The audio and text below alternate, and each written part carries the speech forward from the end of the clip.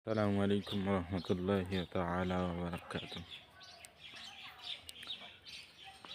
বন্ধু,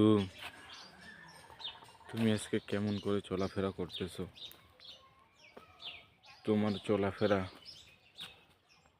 দেখে শয়তানেও তোমার দিকে আসতেছে না। তুমি কেমনি চলতেছো? তুমি কি দেখো না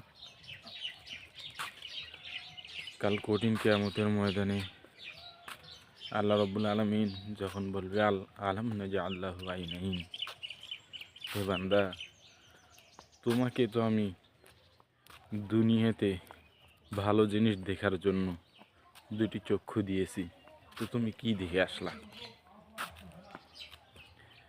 কি দেখে আসলা তুমি? তোমাকে তো আমি চক্ষু দান করেছিলাম, দুটি চক্ষু, যার দ্বারা তুমি ভালো কিছু জিনিস দেখে ভালো কিছু শিখতে পারো।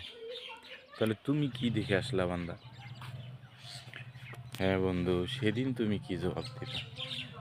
সেদিন কি তোমার কোনো জবাব দেওয়ার কোনো থাকবে আল্লাহর কাছে?